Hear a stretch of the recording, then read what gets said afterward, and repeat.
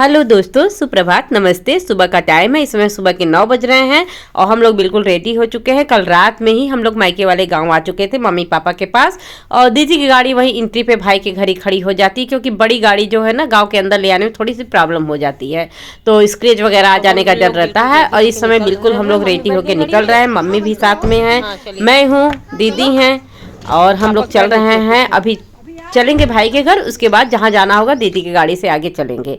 तो बने रहिएगा आप हमारे साथ। चैनल पे नए हैं तो सब्सक्राइब जरूर कर लीजिएगा, अपने प्यारे प्यारे कमेंट जरूर दीजिएगा। जाने सोनी, प्रणाम, खुश रहो भैया। कहाँ? ऑफिस। खुश रहो भैया। आज स्कूल नहीं गए? भाई हम लोग को देखते देखते समय के साथ बहुत चीज़ बदल गया है। जो चीज़ नहीं बदला वो है इस गांव का ये वाला तालाब, जो पतला जरूर हो गया है, चौड़ाई उसकी कम हो गई है, गहराई थोड़ी कम हो गई है, लेकिन तालाब अभी तक बना हुआ है लंबा सा वैसे ही। तो बहुत सारी यादें आ जाती है इस तालाब को देखते हुए। बड़ा अच्छा लगता है ना, कि मतलब अपने बचपन से ऐसे ही देखने। काफ़ी बड़ा तालाब था, अब तो थोड़ा छोटा हो गया है। तो अब लीजिए हम लोग खेतों से गुजरते हुए गाँव के बाहर निकल आए हैं, मेन रोड तक पहुँच रहे हैं, क्योंकि भाई का घर बिल्कुल मेन रोड से सटा हुआ ही है, मेन रोड पर ही पड़ता है। भाई खेत के सामने से तो गुजर रहे हैं ना, हरी हरी सब्जियों को देख के मन में इतना लालच आ रहा है ना कि खेत में घुस के हरा लहसुन तोड़ ले, धनिया तोड़ ले। और मटर के खेत इतने खूबसूरत लग रहे हैं देखने में, इतनी सारी फलियां लदी हुई है, बिल्कुल रेडी है मटर तोड़ने के लिए। दीदी करेंगे चलो घुस के तोड़ा जाए, मैंने कहा कि चलिए घुस जाइए, क्योंकि चाचा जी का खेत है। अगर वो बोलना भी चाहेंगे तो भी नहीं बोल पाएंगे, हंसते हुए कहा हाँ बेटा तोड़ लो।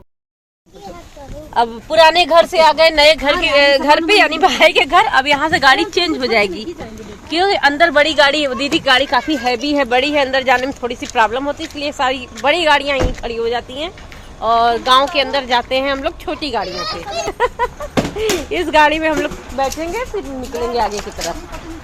जय श्री राम डुगो। जय श्री राम, जय श्री राम, जय श्री राम। विद्या पढ़ने गए रघुराई। यहाँ हुई ये मंदिर कितना बढ़िया है। ये वही मंदिर है जहाँ पूजा किया गया था यहाँ पर। जय श्री राम। सब शुरू हो गया, लाइन एकदम मरुस्थल रहा। डुगू कहाँ चल रहे हैं? डुगू तो अपने गन में ही बिजी हैं।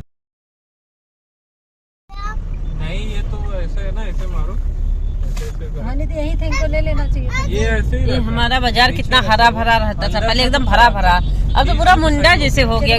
अपने मार्केट से, यानी हमारे गांव वाले मार्केट से 3-4 किलोमीटर थोड़ा सा आगे बढ़िया ना, तो ये जस्ट बगल में सई नदी पड़ती है। यहाँ का व्यू बड़ा प्यारा लग रहा था, मैंने लेने की कोशिश की बट पूरा कंप्लीट आ नहीं पाया, थोड़ा बहुत सा क्लिप ले लिया है।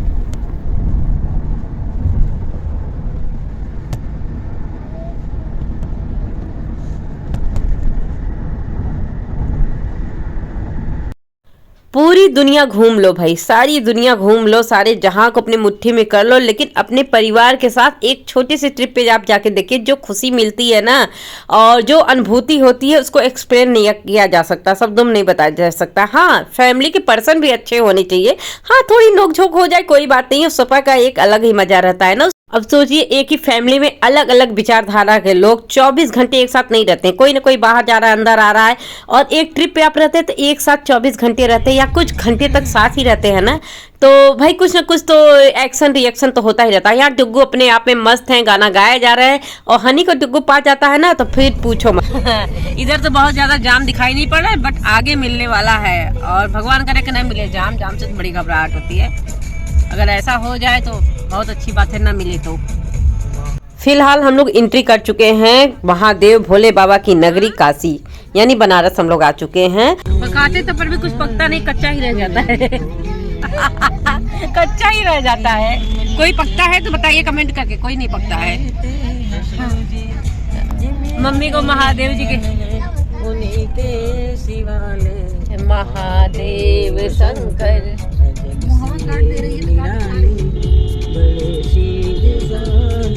बड़े भोले भाले, उन्हीं के अंधेरे उन्हीं के उजाले। तो हम लोग आए थे बनारस, अपनी बड़ी बुआ के घर आए थे, क्योंकि हमारी बड़ी बुआ जी जो पिछले महीने में इस दुनिया में नहीं रही, गुजर गई हैं। तो उन्हीं के घर पे गए थे, अब हम लोग रिटर्न हो रहे हैं वापस। और दोस्तों कितने दुख की बात है ना, हम कितने दिन से सोच रहे थे बुआ के घर जाएंगे, बुआ के घर जाएंगे, जब तक बुआ जी थी, और हमें टाइम बिल्कुल भी नहीं मिल पा रहा था, या निकाल नहीं पा रहे थे, निकल नहीं पा रहा था। ऐसा ही होता है, सभी के साथ होता है। हम काम को अपने आगे टालते जाते हैं, कुछ ऐसा हो जाता है हमारी लाइफ में ना, तब एक हमको झटका सा लगता है घरे। और देखिए उनके न रहने पर हम 2 बार आ चुके हैं, और जब तक वो थी काफ़ी साल हो गए उनके घर गए, हम नहीं जा पाए थे। और मम्मी वही दुखी हो रही थी बुआ की बातें याद करके कि अभी हम लोग फोन पे इतनी लंबी लंबी बातें करते थे। मम्मी बुआ जी लोग से काफ़ी देर तक बातें करती थी, इन लोग का अपना सुख दुख अच्छा बुरा चलता रहता था। तो वही सोच सोच के भावुक हो रही थी, दुखी हो रही थी, तो हम लोग उनको हंसा रहे थे, थोड़ा सा माइंड को डाइवर्ट कर रहे थे। दोस्तों मेरे व्लॉग को आप देखते हैं, कंटिन्यू देखते हैं? मैं क्यों पूछ रही हूँ, इसलिए पूछ रही हूँ कि अगर आप कंटिन्यू मेरे व्लॉग को देखते होंगे तो आपको पता होगा कि हमारे 3 भतीजे हैं जो बहुत प्यारे से हैं, और उनको हंसता मुस्कुराता खिलखिलाता देख के हम लोग एकदम खुश हो जाते हैं और बड़ा सुकून आ जाता है। कितना भी माइंड डिप्रेस रहे, कुछ भी रहे, टेंशन रहे ना, उन लोग को देख लेते हैं तो सारा दुख दर्द पल भर में सब खत्म हो जाता है, चेहरे पे मुस्कुराहट आ जाती है और इतना अच्छा लगता है उन लोग के साथ। हम लोग को भी बहुत अच्छा लगता है। और सबसे बड़ा सहारा मम्मी पापा के हैं, बच्चों के सहारे वो लोग हंस रहे हैं, मुस्कुरा रहे हैं, जी रहे हैं। और सही बात है, अगर बच्चे हैं ना तो हमारे जीवन का बहुत बड़ा सहारा बनते हैं। हमको इस बात का पता नहीं रहता है, हमारे ऊपर जब कुछ पड़ता है ना तो समझ में आता है।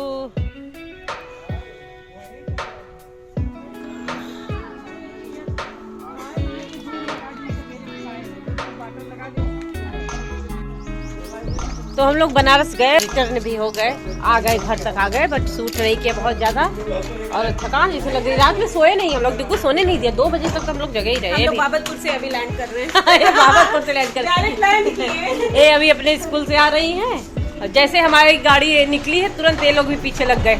यानी जौनपुर से आए हम लोग, बनारस से आए हैं।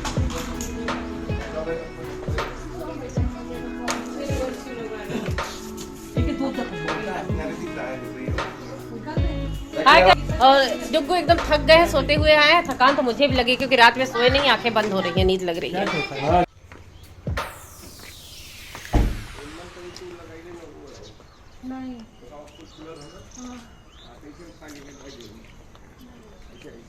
पापा की बागवानी।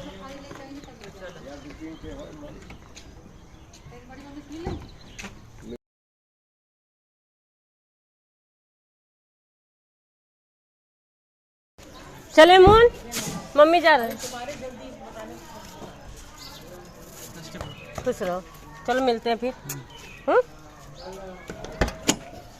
पता नहीं क्यों इस रास्ते से गुजरते हुए ना यहाँ का मोह छोड़ नहीं पाते हैं। देखिए यहाँ शूट कर रहा है, पता नहीं क्या है, एक कचड़े भरे तालाब में कि मेरा ध्यान आकर्षित करता रहता है। पिछले दिन यानी कल से आज तक पूरा दिन मैं दीदी के साथ रही, हर जगह आई गई।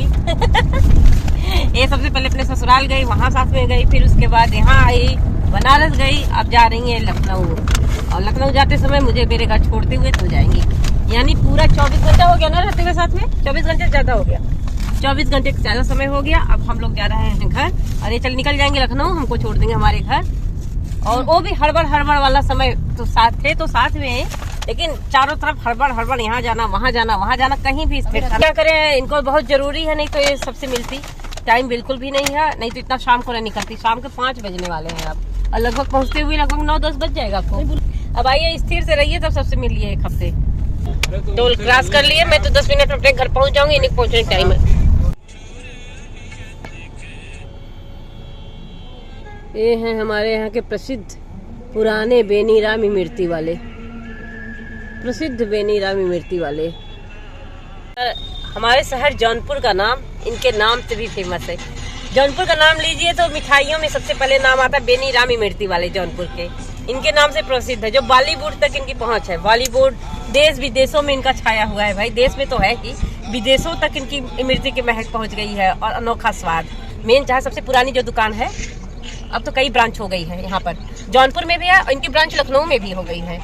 जौनपुर के ही मेकर्स हैं वहाँ लखनऊ में भी, लेकिन है तो जौनपुर के ही। तो उड़द की दाल से बनाई जाती है, बहुत स्वादिष्ट इमरती होती है, जिसका स्वाद अनोखा और निराला होता है। पहले बहुत प्रसिद्ध, हम लोग के लिए तो पहले इतना नहीं समझ में आता था, हम लोग के लिए आम चीजें हैं भाई। लोकल जो चीजें मिलती है जो हमारे यहाँ की कहीं पर भी है, उसकी इतनी वैल्यू नहीं रहती है ना। जब दूसरों से सब लगता है हाँ कोई स्पेशल चीज है, हम लोग तो बचपन से खाते आए हैं, तो हम लोग को तो अच्छा स्वाद लगता ही है। लेकिन देश विदेश तक पहुँच गई है तो सोच लीजिए कितना रहा होगा। तो यहाँ पे अभी दीदी ले रही, जब आती है तो डिब्बे भर भर के इमरती लेके जाती है। क्या करती है इतनी मिठाइयाँ ले जाके? क्या इतनी मिठाइयाँ ले जाके क्या करती है बेनी राम की इमरती? आप तो मीठा खाती नहीं है। अरे वहाँ पे मांगते हैं सब। अरे लो भाई आ गई इमरती भी, इमरती आ गई देखिए। अभी तो इमरती आई है, अभी और स्पेशल मिठाई आने वाली है, थोड़ी देर में आ रही है, इसीलिए हम लोग यहाँ पे वेट कर रहे हैं। इमरती तो बेनी राम के स्टोर से ले लिया गया है, अब तृप्ति से आ रहा है, तृप्ति से कुछ स्पेशल मिठाई, गुड़ वाले बर्फी। भाई दीदी आ रही थी, सबका मुंह एकदम गिर गया, बच्चे रो रहे थे, मम्मी पापा भी बहुत दुखी थे, इतना रोक रहे थे जी जान से। और क्योंकि इनको पहुंचने रात हो जाए, कर रहे थे सुबह भोर में उठ के जल्दी जल्दी चल जाना, मम्मी पापा है ना भाई, उन लोगों का मन भरने वाला नहीं, 10 दिन भी रह लो तो भी। तो ये एक रात रही, लेकिन ठीक से कहीं पर भी नहीं रह पाई, सिर्फ दौड़ धूप यहाँ वहाँ में हो गया। तो पापा कह रहे हैं क्या आई क्या गई फटाफट से। मम्मी का भी मन नहीं था बिल्कुल कि मतलब दीदी जाए, लेकिन जाना भी वहाँ पे भी जरूरी है। और जाने कब आएंगे फिर?